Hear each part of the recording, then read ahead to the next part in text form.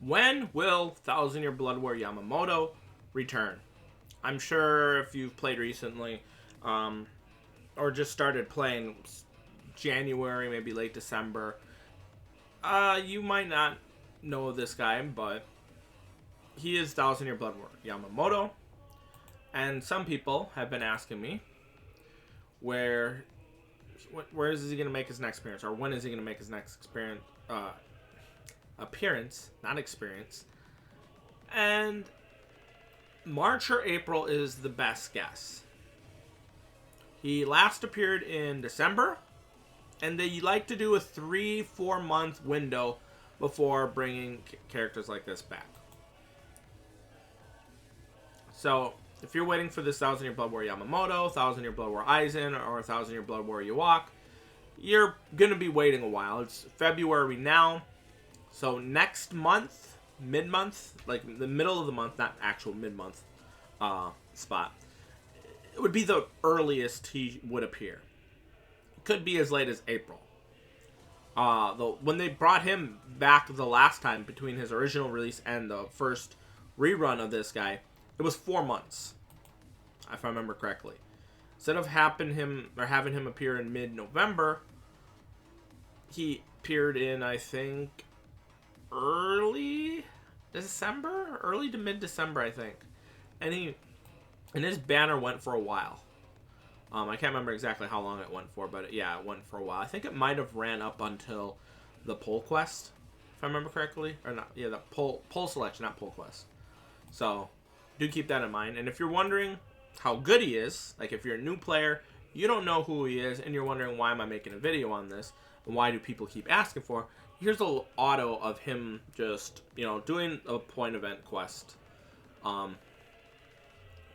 As you can see, he has some pretty good attacks. See that vortex? It's a moving vortex that just, as long as the enemy doesn't have poise, will just get stun locked in there and take continuous amounts of damage until they're dead, which is usually pretty quick with this guy. That first strong attack, which is the one right here, the bottom one, the one that has 4 seconds left, that one is a beam attack that goes pretty far and pretty much kills or does a lot of damage to any enemy that gets hit by it. That one right there.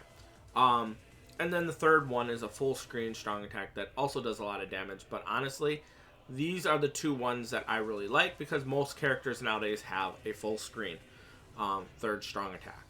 So this is why he's good. He's a very good autoer. He's usually very quick with how, depending on what point event stage they have, because the layout of the stage matters. There's some point event quests where this guy takes almost a minute to a minute and a half because the layout is just weird. But then you get ones like this where he's getting 49 seconds and it doesn't say record there, so that means either that is his best time or he actually has a lower time than the 49 seconds it took this time. So this is why he's really, really good. He's very strong. On Guild Quest, he is capable of, like, well, maybe not with 1 out of 5, but if you get him to like 3 out of 5 to 5 out of 5, especially 5 out of 5, he is capable of doing pretty much any guild quest. Even guild quests he should not be able to do. A character of his type and attribute should not, or killer, should not be able to do, but he ends up doing it because he's just that strong.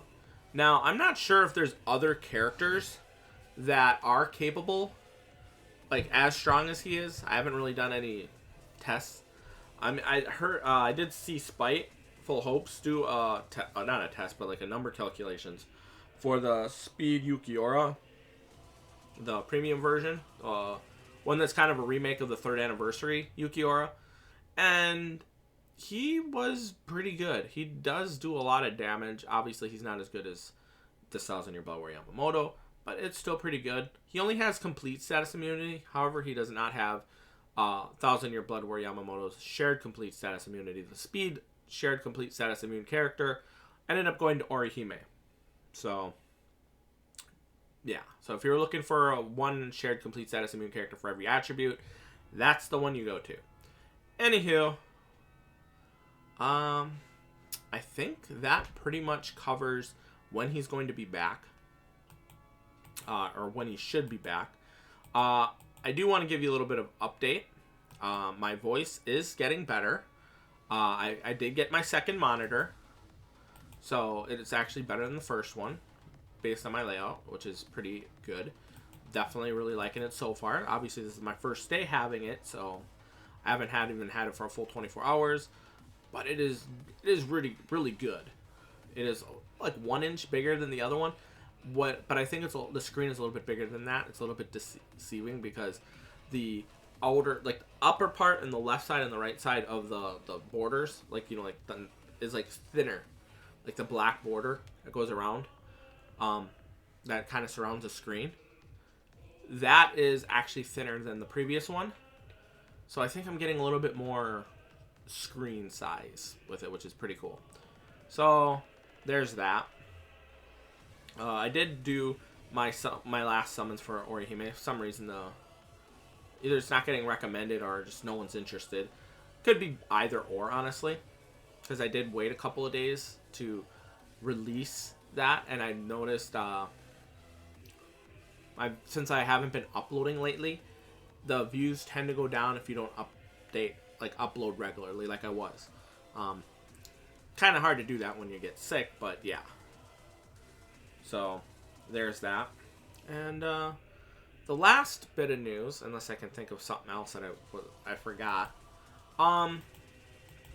If you're gonna leave a comment that's not constructive criticism, that's not, you know, basically saying, yeah, I summoned for this, you know, like a typical Bleach Brave Souls comment, you know the one I'm talking about, or just a typical nice comment in general, and you leave only a comment that is antagonistic towards someone, and that is it.